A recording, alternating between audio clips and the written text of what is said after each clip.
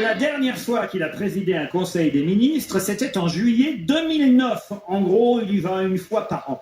De qui s'agit-il?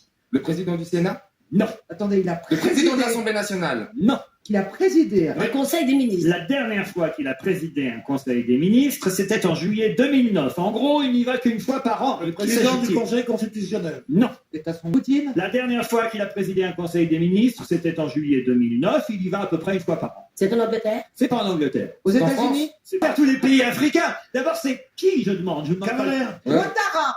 Non. Je ne demande pas le pays. Afrique du Nord? Non. Afrique du Centre. Oui. Moi, je sens que c'est l'Afrique du Ah, Centre. Kadhafi, Le plutôt. Kenya. Kadhafi? Non. C'est le Kenya. Plutôt de l'Ouest, on va dire. Alors, l'Ouest, Cameroun.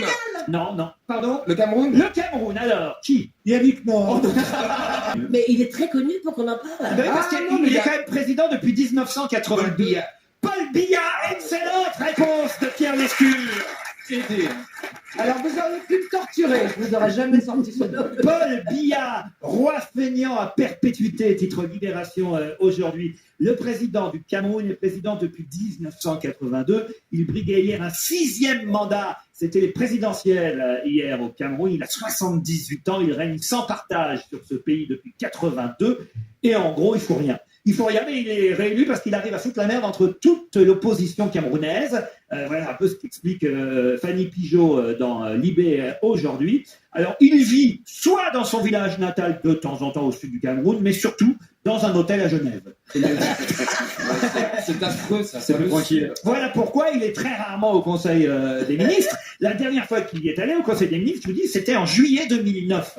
Ça paraît quand même dément. Et c'est un de ceux qui achètent le plus d'immeubles et de choses en France. Eh bien oui, et c'est d'ailleurs pour ça que la France a plutôt aidé à chaque fois au fait qu'il soit réélu, ce président camerounais, parce que il y a évidemment de grosses compagnies comme Orange, comme Bolloré, comme Total, comme Hachette, comme la compagnie fruitière Castel, qui ont beaucoup d'intérêt économique là-bas au Cameroun. C'est un pays qui devrait normalement mieux fonctionner économiquement encore, parce que ça devrait être un pays riche, le Cameroun. Ah ouais.